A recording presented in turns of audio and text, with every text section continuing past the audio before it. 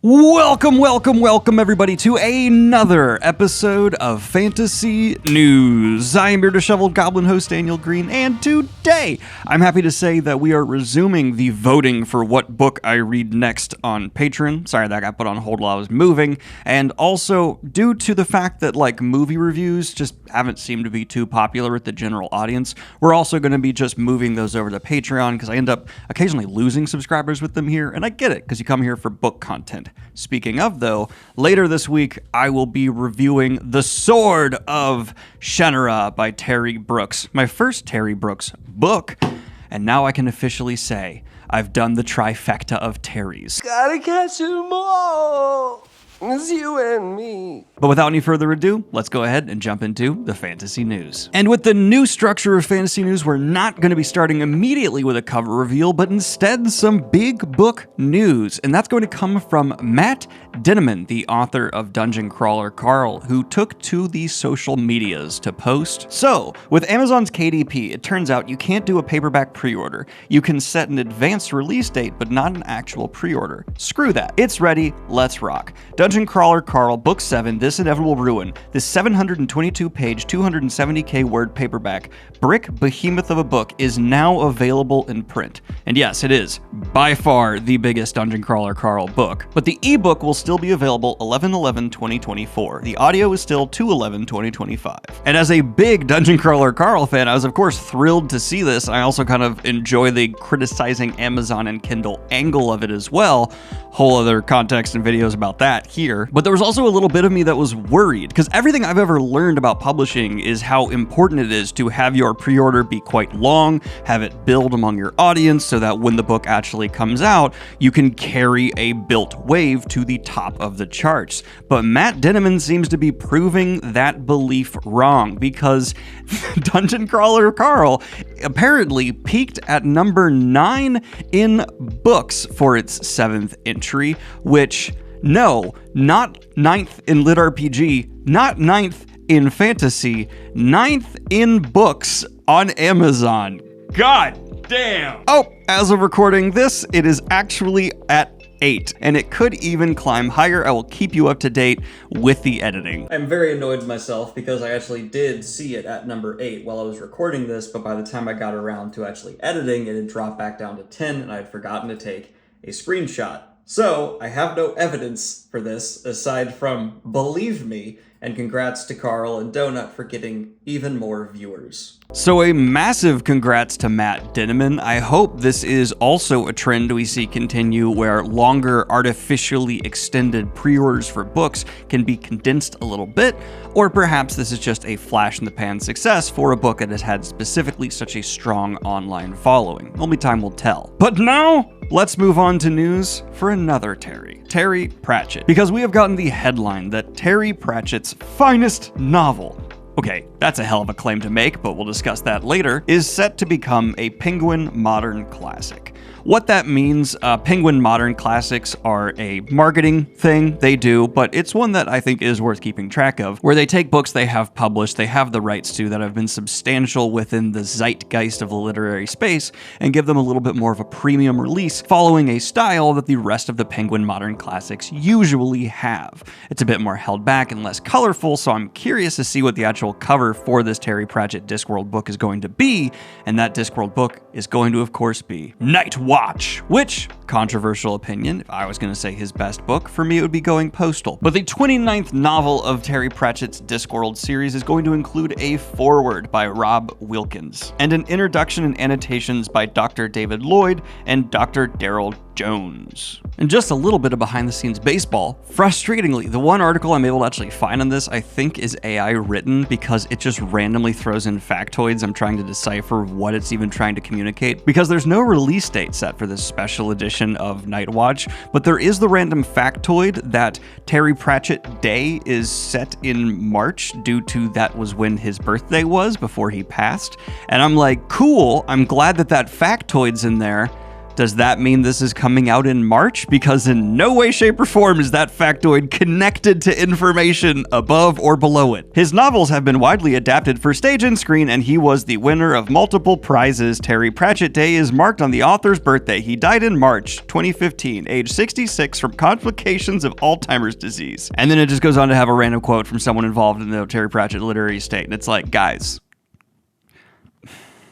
God damn it. But that is going to take us to the cover reveals for the week. And we're going to be starting it with one of the big daddies of modern fantasy. Sorry, I put it that way. And that is because Mark Lawrence has released a cover for the upcoming The Book That Held Her Heart, set to be released April 8th of 2025, with art by Tom Roberts. And this will be the final book in the library trilogy for Mark Lawrence as of now. I say that because I'm pretty tired of saying that about stuff that's called a trilogy, and then like a year later I'm told, actually, 2 more books are coming.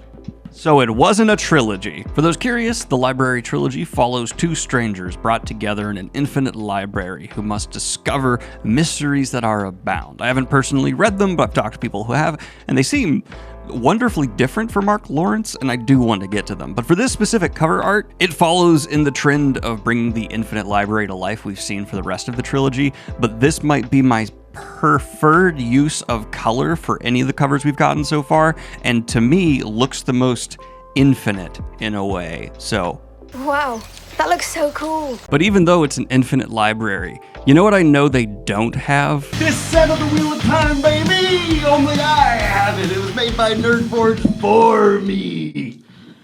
I just haven't shown it in a video in a while, but man, it was hard running up the stairs with this guy. But this is gonna take me to my second favorite cover reveal of the day, by Andy Peloquin. We got Queen of the Night Guild, with cover art by Antti Hakasari. Green and black, always just a winning color combination. We've all seen enough fantasy covers to come to a consensus on that matter. Make it green flame and what looks like to be an assassin in black, and then there's a city or a castle burning behind them, and while it is, yes, a bit cliche, yes, something that is like staple of the fantasy genre, that doesn't mean it's not fucking awesome. This is the 3rd book in the Queen of Thieves trilogy so far, and is part of a Kickstarter that's going to be launching November 19th. And the only other Kickstarter we're going to be talking about today is coming from the legendary YA fantasy author Christopher Paolini, because he has collaborated with, full disclosure, my publisher Wraithmark Creative to create a Kickstarter that is a gargantuan figurine for the dragon Saphira. This was meticulously crafted with Christopher Paolini's input to be as accurate a representation of the dragon fans could get with something like this, down to the point where they were discussing like the fine details of her head, apparently. So that's not in the official press release, just me talking to Bryce. And as of recording, it's already at over $200,000 with 1,700 backers with 25 days to go, which means it's probably going to outdo my Wraithmark Kickstarter. So, you know, only back this if you're a really big Eragon fan. That's my advice. Damn it! I don't normally collect figurines, but that for just like a bookshelf mantelpiece, especially with the way I can like disassemble and stuff, might be a good thing to have, like a little dragon back here. That'd be pretty sick, right? But you'll be able to get the Saphira collectible figurine for $90. Although they have star $20 discount star. I'm not entirely sure what that's about. And the ultimate stretch goal is apparently there's going to be, if they hit $1 million, which to my knowledge, Wraithmark has never done before, a Saphira bust added to the campaign. I'm hoping it means the chest, not the head, because I'm weird. Next news. Show me dragon tit! But the final and my favorite cover of the day is going to be coming from Seth Haddon for Volatile Memory, described as a heart-filled, vengeful, sapphic sci-fi action-adventure novella where Ex Machina meets This Is How You Lose the Time War. Coming out July 22nd of 2025. Described as nothing but a limping ship and an outdated mass to her hame, Wyla needs a big payday when the call goes out that a lucrative piece of tech is waiting on a nearby planet. She relies on all the swiftness of her prey animal instincts to beat other hunters to it. What you found wasn't your ticket out. It was a corpse wearing an AI mask. And to the cover artist, @Sleep Captain, aka Zoe dyslexia. Absolutely phenomenal job. The idea of like consciousness held in a mask, retaining memory, and then having an ex machina style story unfurl is tantalizing as hell. I'm always looking for more novellas to add to my TBR, and just that layers being peeled back to the face, to this like weird swirl into a black hole. It implies themes that I hope, whenever I do read this, if I do, this story lives up to, because this is a hell of a sell based on a cover.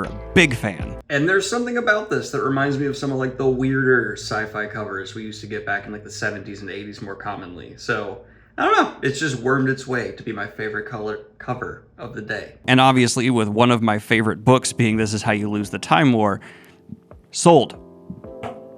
Auction over, sold. But this is going to take us to some Sir Joe Finette Abercrombie news, because we have had some updates on the upcoming release, The Devils, which currently is sending out review copies, though I haven't gotten mine yet. But what we have gotten are some interior illustrations that will be within the hard copy of The Devils book that are Byzantine-influenced icons of the central characters, painted by Joel Daniel Phillips. We have a werewolf, Baron Rickard, and the worst princess ever, Alexia Pyrogenitos. And this has come with the announcement that there is going to be on release some special editions with additional interior art goodness as well. And already with some of the early reviews coming out calling this Joe Abercrombie's best book yet, I'm gonna just confidently say this is my most anticipated read of next year.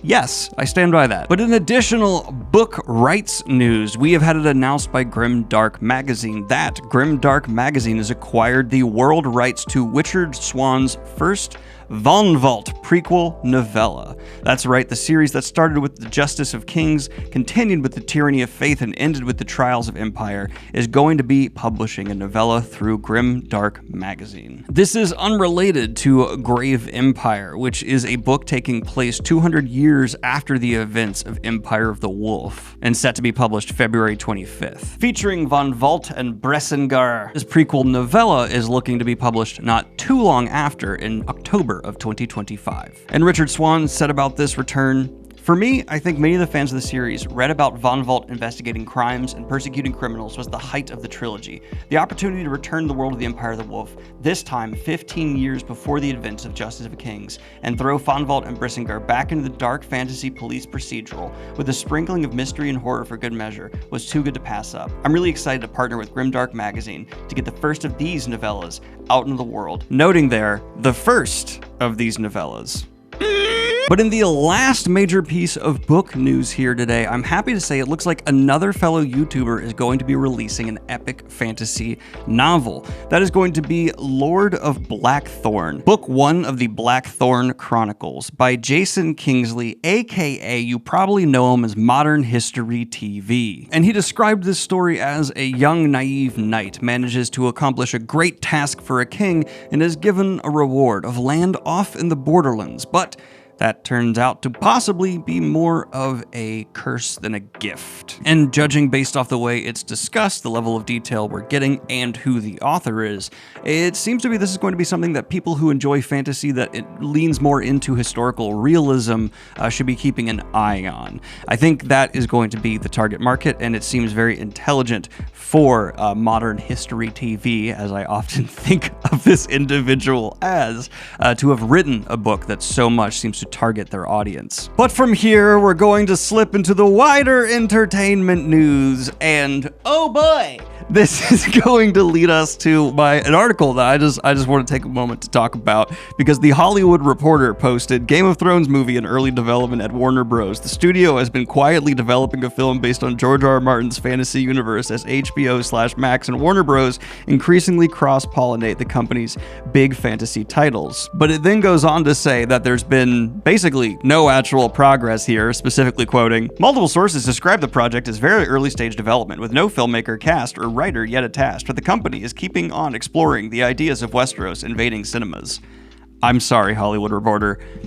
Did you just, hold up. Did you just say quietly? We have been covering here on Fantasy News for quite some motherfucking time that there is a possible Game of Thrones movie being batted around by Warner Bros. And the fact that it's getting confirmed here that there's no writers possibly script or anything attached yet, is an exact example of how this has not been quiet. What happened to the day and age of movies where you wouldn't really hear about it until the trailer was out? Or at least, I don't know, a director. Now, Hollywood Reporter is taking a movie that's been in development for a long time and claiming it's quiet. I don't know, because whoever wrote this article, James Hibbard, just hasn't heard the incessant Game of Thrones movie possibly happening since before season 8 ended. What the f*** are you talking about? It even says multiple sources. Clarifying, if something has multiple sources, not just one, it's not breaking from an individual, it's out there and it's being discussed by a group, that's not breaking. I know that can mean they reached out to multiple people and got multiple comments. I'm such a fan of A Song of Ice and Fire. I do love it as a series. It's just the messy... You know what? I'm just going to retitle this headline. Warner Bros. Has been messily working on a Game of Thrones movie. And we might see this Westeros in cinemas. That's the actual news story. Next news. And I'm very happy to say, as a massive Stephen King fan, that we have gotten our first look at Welcome to Derry. And I, after reading this little blurb about it, actually am a bit more excited than I was, because I was originally thinking this was just going to be some prequel that's making up just random crap to have excuses to have Pennywise around, but that does not seem to be the case. I did not realize this is going to be based off of the previous instances, the other intervals of Pennywise entering Derry we actually learn about in the book It, which, there's not enough material there to make a full prequel off of just that content alone, especially show, but it is actually some viable fruit to expound upon the mythos of It. And with the mythos having never really been brought to the screen, it could be cool to see this delve a little bit deeper than any of the movies or that miniseries we got ever dared do. And yes, the information we get about Pennywise, how he appeared within the town of Derry in the 26-year intervals before the book actually covers, are expertly delivered in Stephen King fashion, immensely creepy, and provide an opportunity for period pieces where people are going to have even less resources to deal with a supernatural entity clown that, I'm going to check this out. I went from being like, about it to like, and especially because Mike Hanlon's interludes within the story of It are some of my favorite parts of that book. I think I'm predisposed to be more interested in this. But from here, we're going to talk about some chunky lizard news, because we have had it announced that a new Godzilla movie has been greenlit by Takashi Yamazaki, the creator behind Godzilla -1. A movie I was told time and time again is like the best Godzilla film in decades, possibly ever. And I just have to have this moment. I feel wrong saying it, but I did not like Godzilla -1. How can you even say that, Dad? Didn't like it. I found it to be, on a writing level, immensely disappointing and simplistic. Peter, it's like the perfect movie. This is what everyone always says. The visual effects of Godzilla were overhyped, in my opinion. Maybe the best Godzilla has ever looked, but not at any level in the modern era enough to make me go, oh my god, that redefines how I'm seeing Godzilla, like some people were saying. What didn't you like about it? It insists upon itself, Lois. I would say it was just fine, and the Godzilla presented in it was unsettlingly stiff. If you haven't been paying attention to horror circles recently, you might not be aware that the story we covered a while back of Pooh, Blood, and Honey was not only a commercial enough success to almost immediately get a sequel, which is already out, we didn't cover that as much, but yes, with a bigger budget and slightly better critical reception, but now the same team behind it, wouldn't you know it, they've learned their lesson in the way that they did, are now going to be creating a Pinocchio slasher film with Robert Englund, yes, Freddy Krueger attached. And starring, so I assume he's going to be the voice of Pinocchio in Pinocchio Unstrung. And I don't hate that this exists. I know I am just coming off of disliking a movie a lot of people loved and now saying that, like, this is fine. Hear me out. I mean this. It's schlock. It knows it's schlock. It's just going to be a gore fest for gore fest's sake, and it gets Robert Englund a paycheck. I don't have a problem with that. And with the tone described as gory, horrific, and funny at times, it seems like it's going to be kind of stepping in on the Chucky space with a sentient murder toy, obviously, but I wouldn't be angry if Robert Englund voiced Chucky, though the voice of Chucky should remain the voice of Chucky forever. It's going to be clear about that. But seeing him take on a similar character with how much personality he was able to give to Freddy Krueger, I hate to say this, but I'd rather watch this than Godzilla -1. Oh! Whatever. I like that movie too. But speaking of schlock, in the quickie news of the day, we have had it announced that the House of the Dead is going to be getting a feature-length film from the Sega franchise from director Paul W.S. Anderson, who will also be writing it. So that begs the question, who will Mia Jovovich play? We know that will be a thing for sure. Which, don't blame him. I employ my fiance. He employs his wife. It's fun to do.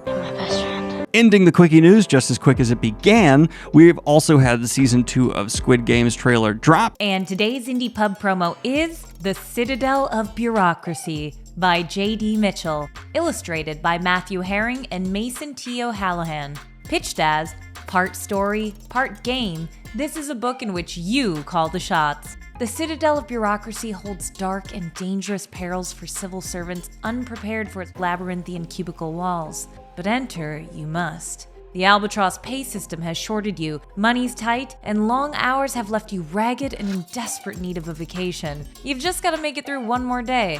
But it won't be easy. Packed with asbestos, bad writing, and with air quality equivalent to a dank, rat-infested dungeon, the Darby complex, known as the Citadel to its hapless inmates, is riddled with appalling hazards and frantic civil servants to test you beyond all reasonable limits. Working against the clock, you must fight unreliable transit, dodgy IT, the dreaded Canada Goose, and a rising sense of nihilism in an effort to get paid and clear your desk before your vacation. You decide which paths to take, which dangers to risk, and which colleagues to confront. May the blessings of the Janus-faced god of finance and HR be with you, for you'll find little succor in the Citadel's unhallowed halls. With 5-star reviews like endless combinations of wonderful absurdity and loads of fun and playtime, check it out in the links down below. And in the final news of the day, Ubisoft has officially launched an NFT-based video game. Champion Tactics is going to be a PvP tactical RPG where you build a team or squad of 3 collectibles and then battle in turn-based combat against other players. And absolutely, boldly, proudly, it's pay to win, with these figures being for sale through the game, with the most expensive of them being, guess how expensive? I want you to guess. Go in the comments, guess. Put a number in there. Put a number. I'm gonna give you this. It's in the thousands.